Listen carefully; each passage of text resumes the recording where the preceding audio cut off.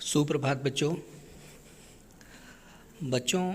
ये जो है कक्षा 6 षष्ठ पाठ मतलब पाठ 6। पाठ का नाम है कारक परिचय। ठीक है, आज हम लोग इस पाठ को देखेंगे और इसमें कुछ जो है कारक के विषय में पढ़ेंगे। ठीक है, और दूसरी चीज़ कि कारक के विषय में पढ़ेंगे, उसके बाद उसके अभ्यास कार्य को भी देखेंगे। ठीक है, तो बच्चों आइए हम लोग देखते हैं।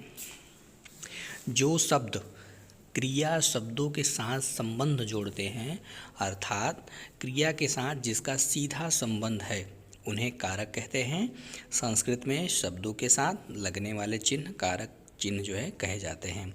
संस्कृत में कारक चिन्हों के आधार पर विभक्ति रूप बनते हैं बच्चों। ठीक है, आइए बच्चों हम लोग देखते हैं। पहला, इसमें कुछ पाठ में दिया गया है, संस्कृत भाषा के में कारक तथा विभक्तियाँ इस प्रकार हैं। ठीक है, तो कारक, विभक्ति और चिन्ह। ठीक है, ये कारक के बहुत महत्वपूर्ण हैं, इनको देखना बहुत ज़रूरी है। ठीक है बच्चों, पहला है बच्चों कर्ता, प्रथमा विभक्ति ने, कर्ता ने।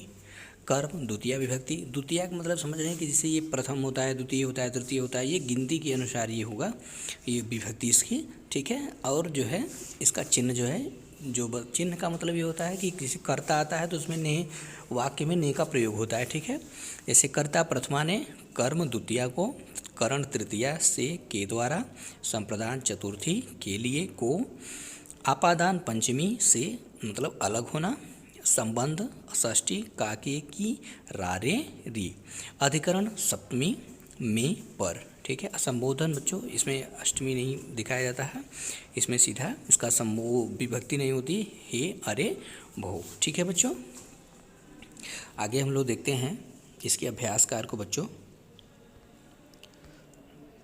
इसमें अभ्यास कार्य दिया है, कारक विभक्ति है उचितम मेलनम कुरु। ठीक है, तो बच्चों इसका देखिए प्रश्न में आप सबको दिया है क और ख करके दिया है। तो यहाँ पे आप देखेंगे कर्म द्वितीय विभक्ति, कर्ता ने कर्म, कर्म मतलब दूसरा हो गया, दूसरा विभक्ति हो गया। ठीक है, अपादान पंचमी विभक्ति, कर्ता प्रथमा विभक्ति, करण जो है वो तृतीय विभक्ति। देखिए कर्ता ने कर्म को करण से, तो यहाँ पे क्या होगा, तृतीय विभक्ति आ जाएगा। असंप्रदान को चतुर्थी विभक्ति। ठीक है, अब देखिए कुछ दिया गया है अभ्यास कार्य में।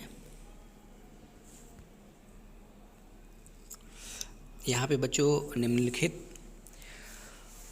में उचित उत्तरम चित्वा रिक्त स्थानानि पूरयत। ठीक है, विकल्पेभ्यम। ठीक है, तो यहाँ पे क्या विकल्प इसको कहते हैं, निम्नलिखित विकल्प में से उचित उत्तर मतलब चुनकर जो है रिक्त स्थान की पूर्ति करना रहता है।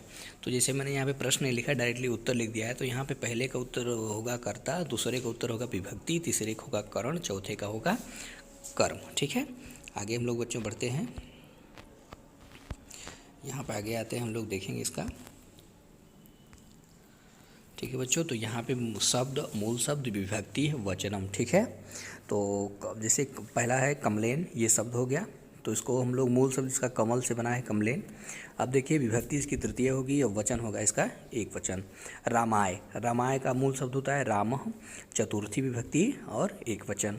फलानी मतलब फल, प्रथमा विभक्ति बहुवचन। बालकाः, बालक प्रथमा विभक्ति बहुवचन। ठीक है, अगले क्वेश्चन तरफ हम लोग देखेंगे।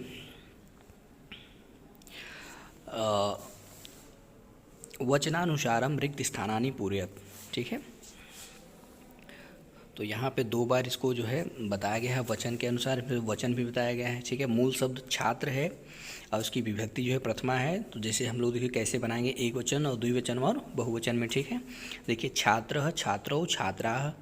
बालक द्वितीय विभक्ति, इसका क्या होगा, एक वचन द्विवचन बहुवचन में, बालकः, बालकौ, बालकाः। पत्र चतुर्थी विभक्ति, पत्राय, पत्राभ्यम, पत्रेभ्य। ठीक है, पत्र का क्या होगा, चतुर्थी, पत्राय, पत्राभ्यम, पत्रेभ्य। ठीक है, फल का देखिए तृतीय विभक्ति, फलेन, फलाभ्यम और फलय। राम का क्या होगा, पंचमी विभक्ति, रामात, रामाभ्यम, रामेभ्य। ठीक है, और बच्चों इसमें एक क्वेश्चन और दिया गया है, हम लोग देखेंगे। देखिए उदाहरणानुसारेण परस्परम मेलयत, मतलब ठीक है, उदाहरण के अनुसार जो है परस्पर इसका मेल कीजिए। ठीक है, तो जैसे रथम का क्या होगा, रथ को। पुस्तकम का क्या होगा, पुस्तक को। गृहात का क्या होगा, घर से। रामस्य के क्या होगा, राम का। गृह का क्या हो गया, घर में। कंदुकेन मतलब होता है गेंद से। और पाठयाम मतलब पाठनाय, मतलब पढ़ने के लिए। ठीक है बच्चों, तो आज के लिए स्टूडेंट यहीं तक हम लोग जो है कक्षा 6 के लिए, और पाठ 6 है कारक परिचय। ठीक है।